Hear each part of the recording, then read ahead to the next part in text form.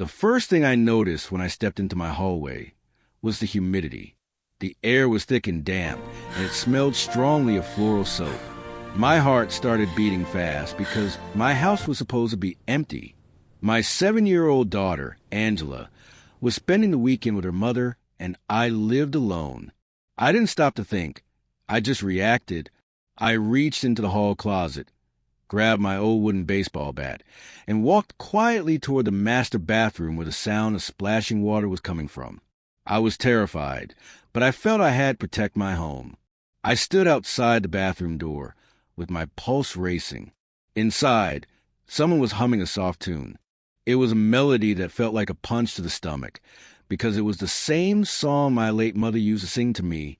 I took a deep breath and yelled out, asking who was in there. The water cut off instantly. A woman's voice, sounding very scared, shouted back that she lived there and was going to call the police. I realized then that she was just as confused and frightened as I was. Before we begin, please subscribe and follow our channel. Leave a comment and tell us where you are watching from. Now, sit back and enjoy the story. When the door finally opened just a little bit, I didn't see a thief. I saw a terrified woman named Jessica M. Perkins. She was wrapped in one of my towels. Her hair was soaking wet, and she was clutching a blue bag like a shield. She wasn't trying to rob me. She was actually convinced that I was the one breaking into her home. We stood there in a standoff until she showed me a lease agreement on her phone screen. It had my address and photos of my actual rooms. Because I am an architectural engineer, I look at plans for a living, and I saw the problem immediately. Jessica had been the victim of a ghost rental scam. Someone had stolen old photos of my house from the internet and rented it to her for $3,000. She had moved her entire life from Chicago based on a lie, and the landlord had disappeared with all her money. She told me she had exactly $40 left and nowhere to sleep. I felt a deep sense of pity for her. I looked at the bat in my hand and felt ashamed. This wasn't a criminal. She was just a woman whose dream of a fresh start had turned into a nightmare. I couldn't just throw her out onto the street. I told her to wait while I went into the kitchen to think. My first instinct was to protect my home, but I knew I had to help her. I called a business partner of mine, Marcus, who ran a luxury apartment building I had designed. I told him a friend had a housing emergency and asked if he could let her stay in an empty room for a few days. He agreed as a favor to me. I drove Jessica across town in silence. She sat in the passenger seat, looking out the window at a city that had just stolen her savings. I felt responsible for making sure she didn't give up on our city. When we arrived at the new building, I reached into my wallet and handed her a $100 bill and my business card. I promised her that I would use my professional tools to help her track down the person who cheated her. I wanted her to know she wasn't alone. I spent the next several hours back at my house, unable to sit still. Every time I passed the bathroom, the scent of that jasmine soap reminded me of how close I had come to making a terrible mistake with that baseball bat. I sat at my desk and opened my laptop. As an engineer, I knew how to dig into digital footprints. I started looking at the website where Jessica found the ad. It was a sophisticated scam. The person had used a VPN to hide their location, but they had left a small trail in the metadata of the photos they uploaded. They were photos of my own house, taken from a real estate listing 3 years ago. It felt personal.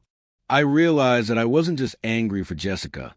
I was angry that someone had used my home, the place where I raised Angela, to hurt someone else. I stayed up until 2 a.m. tracing the bank routing number Jessica had sent her deposit to. It led to a series of mule accounts, but I found a recurring name. I wrote everything down, feeling a strange surge of energy. For years, my life had been about blueprints and bridge stress tests. Now, it was about protecting a person I barely knew. I felt a sense of purpose I hadn't felt in a long time.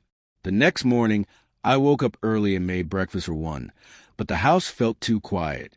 Usually on Sundays, Angela would be running around asking for pancakes. Without her, and with the memory of Jessica in my hallway, the silence felt heavy. I decided to check on Jessica to see if she was okay. I drove to the apartment complex and found her sitting in the lobby, looking small and tired. She was wearing a professional suit, ready to go nowhere, because her new life was currently a crime scene. I sat down and told her that I had found some information about the bank accounts. She looked at the papers and then looked at me with confusion. She asked why I was doing so much for a stranger when most people would just kicked her out. I told her about Angela and the world I wanted her to grow up in. I explained that as an engineer, I build things to last, and I hated seeing someone's life get demolished for no reason. I told her I wanted to help her rebuild her foundation. She smiled, and for a second, the stress left her face. It was a beautiful smile, one that made me forget about my divorce and my lonely weekends. We spent the afternoon at a local coffee shop. We didn't talk about scams or money. Instead, we talked about architecture. She told me about her passion for sustainable gardens and how she wanted to design parks that felt like forests. I told her about the bridges I had designed and the challenges of making steel look like art. I felt a connection with her that was purely intellectual at first, but it was growing into something more. By the time the sun began to set, I realized I hadn't thought about my ex-wife Vanessa once. I hadn't felt the usual weight of being a single dad who was always on guard.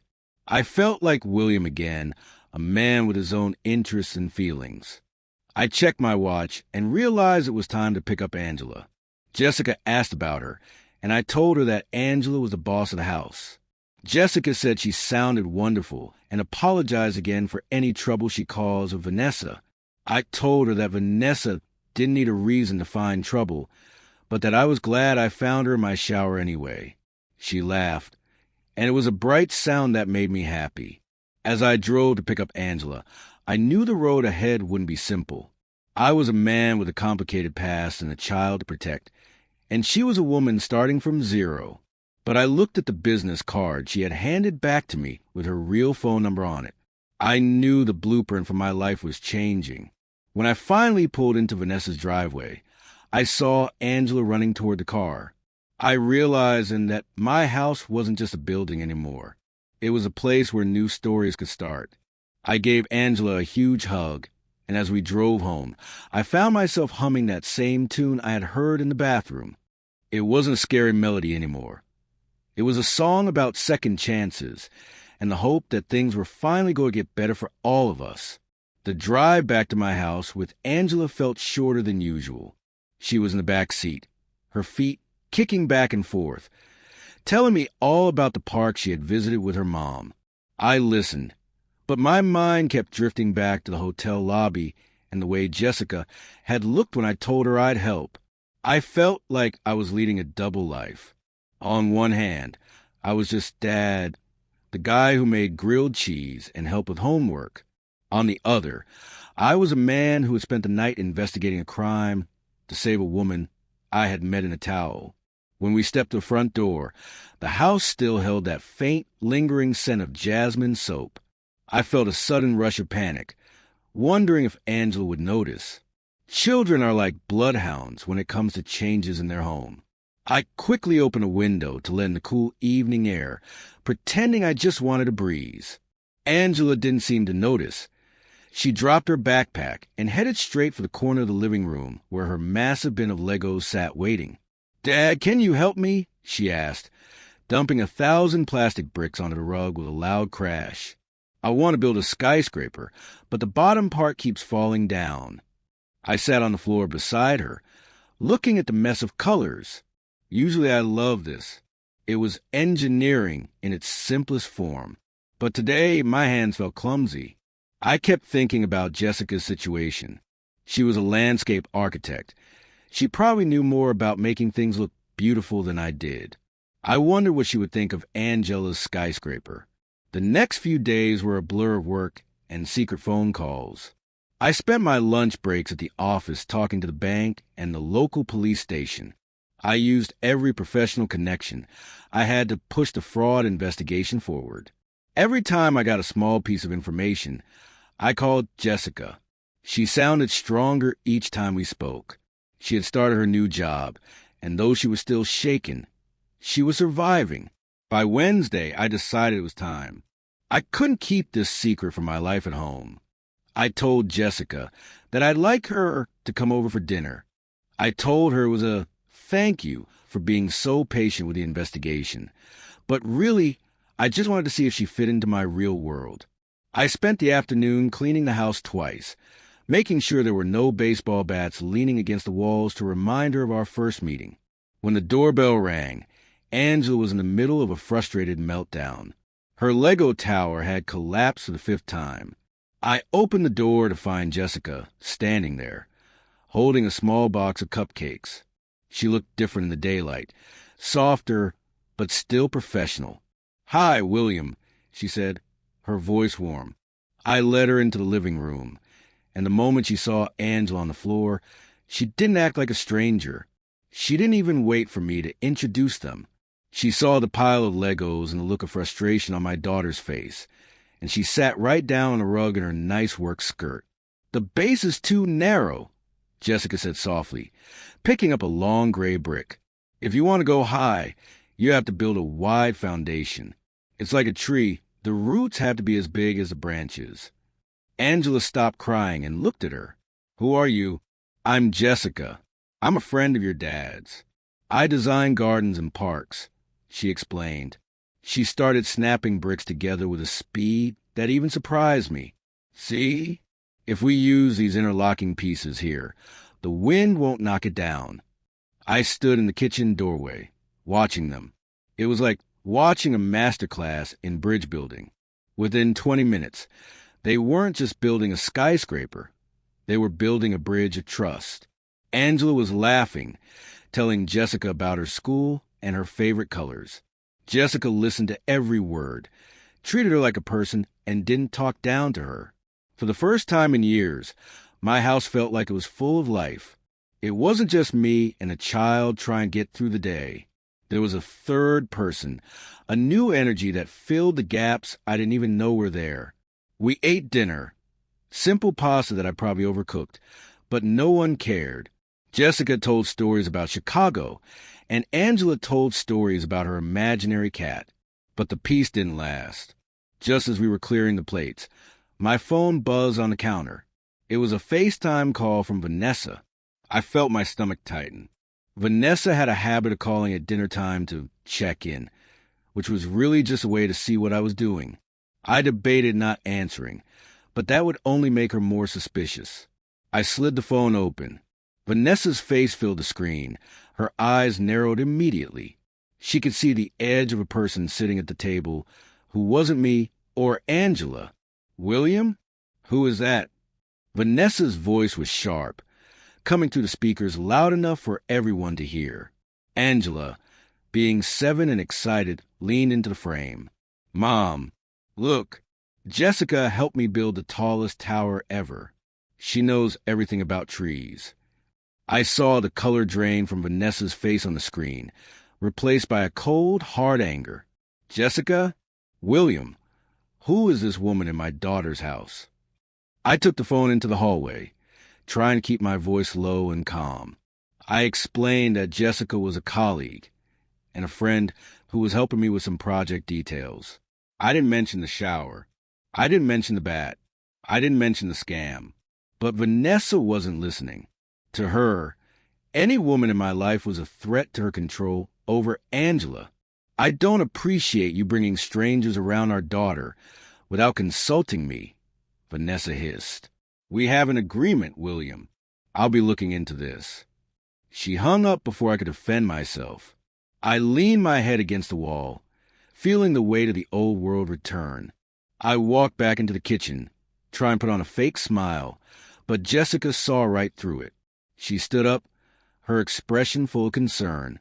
"I should go," she said quietly. "I don't want to cause trouble for you, William, especially not with Angela's mother."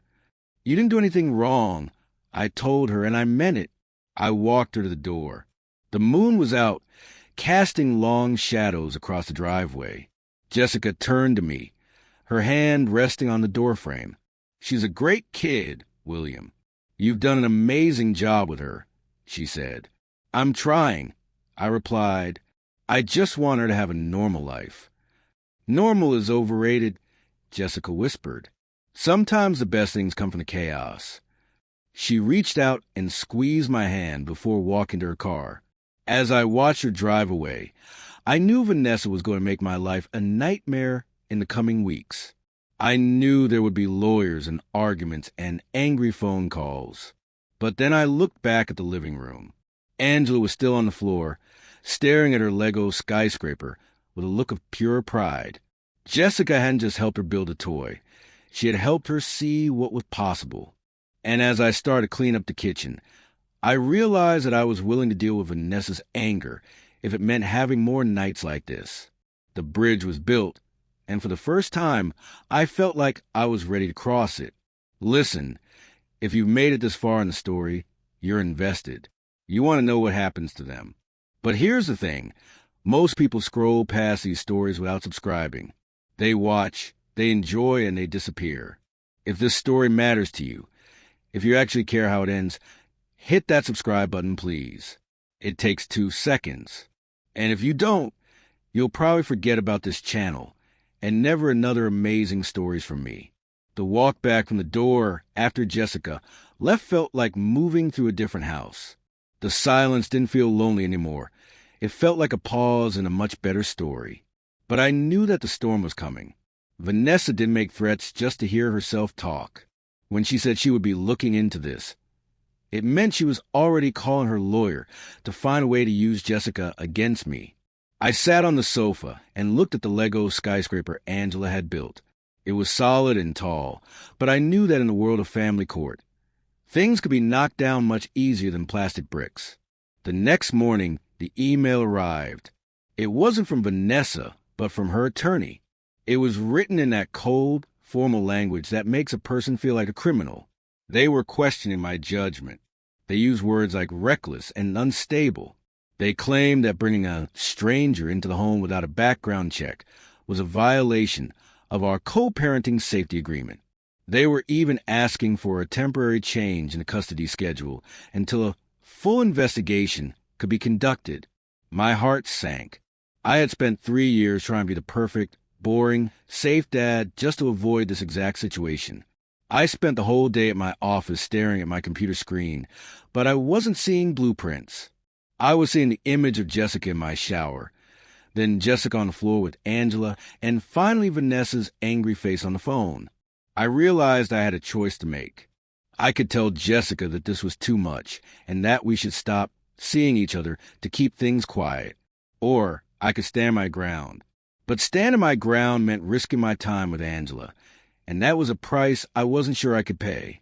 I decided I had to be honest with Jessica. I didn't want to hide the messiness of my life from her. We met at a small park near her new apartment. The sun was setting, and the air was getting chilly. I told her everything. I told her about the email, the lawyer, and Vanessa's plan to use our meeting against me. I felt like a failure telling her. I felt like I was telling her that being with me came with a heavy tax that no one should have to pay. Jessica listened without saying a word. She watched a group of kids playing on the swings, and for a moment, I thought she was going to tell me goodbye.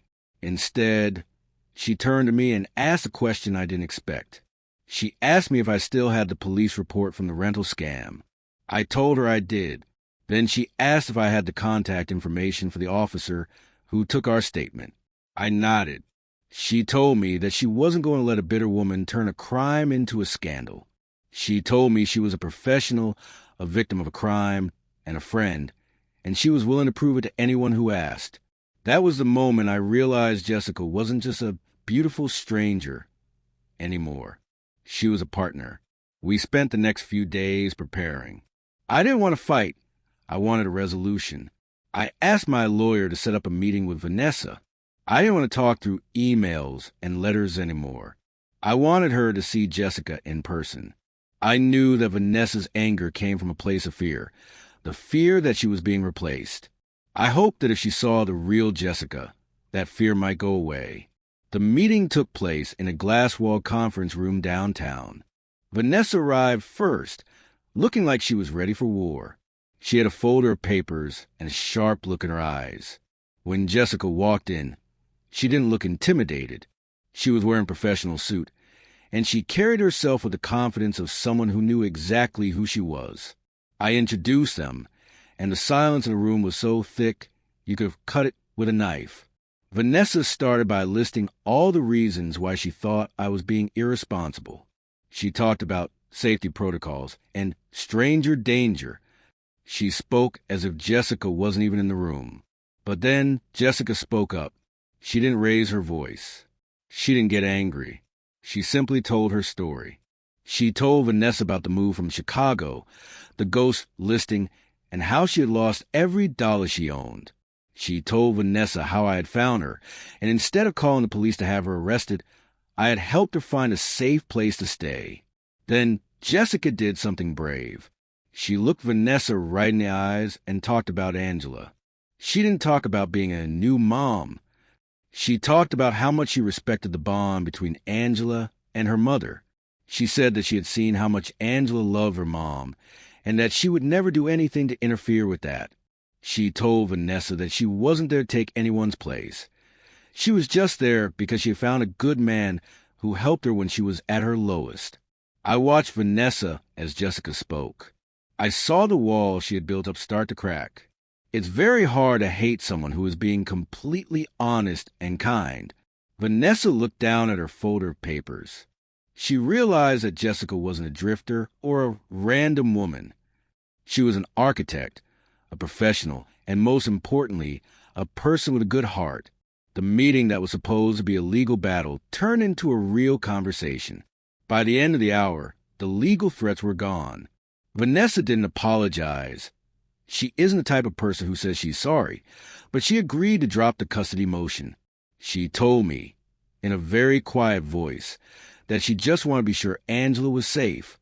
I told her I wanted the same thing. As we walked out of the building, the weight that had been on my chest for a week finally lifted. Jessica and I walked to the parking garage in the cool evening air. I felt like I owed her the world. I told her I couldn't believe she had stood up for me like that. She laughed and said that after surviving a scam and being homeless, a lawyer's office didn't seem that scary. We stood by her car for a long time, just talking about the future. The conflict with Vanessa hadn't broken us. It had made the foundation of our relationship much stronger. I went home that night and found Angela asleep with her favorite stuffed rabbit. I sat on the edge of her bed and realized that the house didn't just feel safe again. It felt full. I realized that the obstacle of my past was finally being cleared away. I wasn't just a single dad protecting a small world anymore. I was a man opening up his life to something new. I knew there would be more challenges, but as I looked at the Lego skyscraper in the living room, I knew we had the right materials to keep building. I called Jessica before I went to sleep. We didn't talk about lawyers or ex-wives. We talked about the plans for a new park she was designing. I listened to her voice and felt a deep sense of gratitude for the day the smart lock failed. Sometimes, the things that seem like disasters are just the universe clearing a path for the right person to walk through. My house was finally quiet, but for the first time in years, it didn't feel empty. The peace that followed the meeting with Vanessa was like a calm after a heavy storm. For the first time, I felt like I could breathe. Jessica and I didn't have to hide anymore, and the shadow of the legal threat was gone. Over the next few months, our lives began to blend together in a way that felt natural. Jessica moved into her own permanent apartment, a real one this time, and she became a regular part of our weekends. Watching her and Angela together was the highlight of my week. They would spend hours in the backyard, Jessica teaching Angela how to plant marigolds and explaining how roots find water in the soil. I would watch them from the porch, feeling a sense of completeness I hadn't known was possible. But life has a way of testing you just when you think you've reached the finish line. One Tuesday evening, Jessica called me. Her voice was quiet, lacking its usual spark. She told me she had received an offer, a massive career opportunity she had applied for months ago, back when she was still in Chicago and desperate for a change. It was a lead design position for a major urban renewal project in Seattle. It was the kind of job people in her field worked 20 years to get. It came with a huge salary, a senior title, and a chance to change the face of the city. The only problem was that Seattle was 2,000 miles away. I sat at my kitchen table after the call, staring at the wall. My heart felt like a lead weight. As an engineer, I understood the importance of growth. I knew that you couldn't tell a bird not to fly, and Jessica was a woman meant for big things. But as a man in love, I felt like the ground was being pulled out from under me. If she took the job, she would be gone in 3 weeks. We met for dinner that night at our favorite spot, but neither of us ate much. The air between us was heavy with the things we weren't saying. I told her I was proud of her, and I meant it. I told her she deserved it. But when she asked me what I thought she should do, I couldn't find the words. I couldn't ask her to stay and give up her dream, but I couldn't imagine my house without the smell of her jasmine soap or the sound of her laughter. I looked into the logistics. I told her, my voice cracking slightly. I checked my firm's satellite offices. I could request a transfer to the Pacific Northwest. We could make it work. Jessica looked at me, her eyes filling with tears. And what about Angela, William? What about the progress you've made with Vanessa? If you move her 2,000 miles away, you'll be back in court the next day. You'd be tearing her away from her mother. I can't ask you to do that. I won't be the reason you lose your daughter. She was right.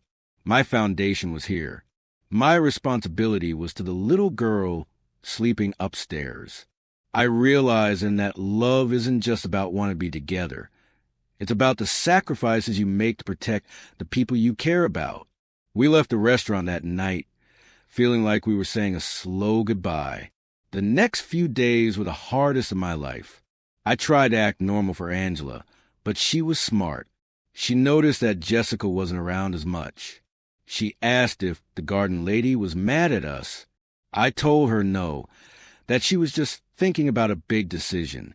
I spent my nights looking at flights to Seattle, trying to convince myself that a long-distance relationship could work. But deep down, I knew that distance eventually erodes even the strongest structures. Friday evening, Jessica came over to the house. I expected her to tell me she had booked her flight. Instead, she asked if we could go for a walk in the backyard. The garden she had helped Angela plant was starting to bloom. The colors were bright, even in the fading light. She turned to me and took my hands in hers. I turned it down, she said softly. I couldn't believe my ears. Jessica, why? That was your dream. That was the job you always wanted. I thought it was, she replied, a small smile playing on her lips.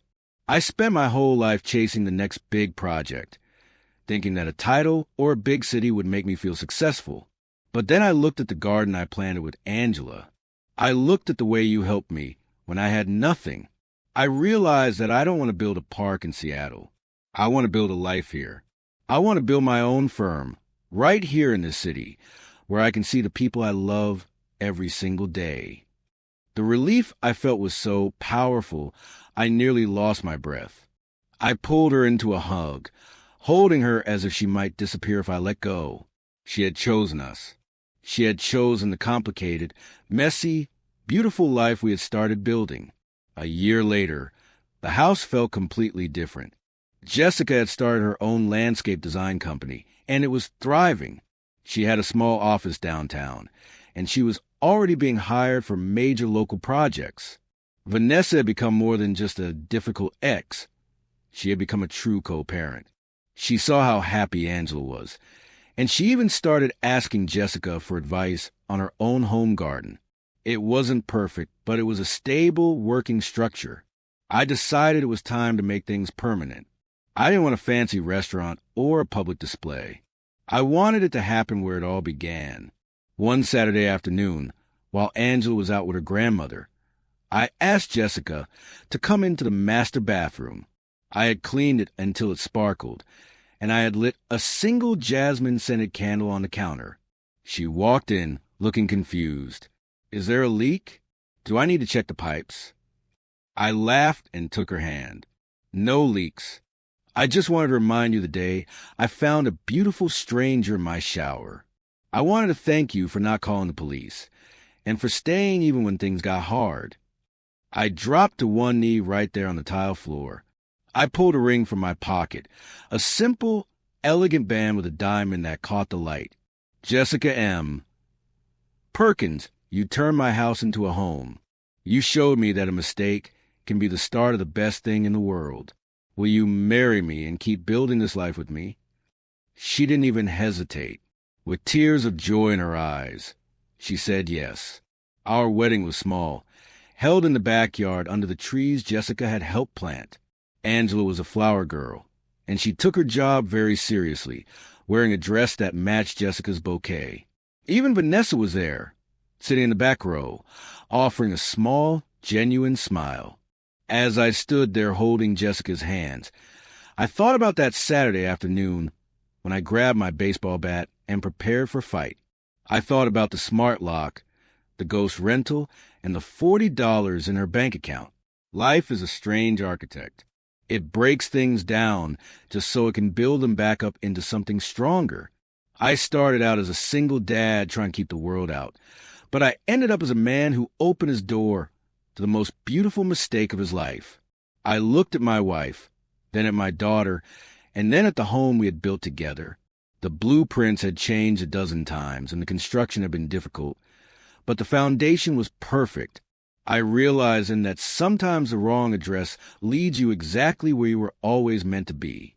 The educational lesson from this story is that resilience and empathy are the true foundations of a stable life, much like the structural integrity required in engineering. William's journey teaches us that when faced with an unexpected crisis, whether it's a security breach or a legal threat, reacting with curiosity and kindness instead of pure hostility can transform a conflict into a lifelong partnership. By choosing to help Jessica rebuild her foundation, rather than simply discarding her as a problem, William demonstrates that second chances aren't just about luck.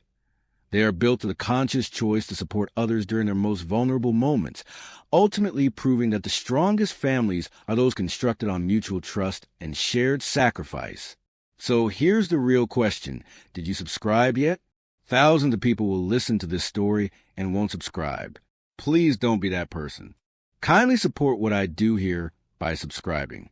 And then drop in the comment section if you would like part 2. What challenges will they face as a new blended family? Let me know if you want to hear more.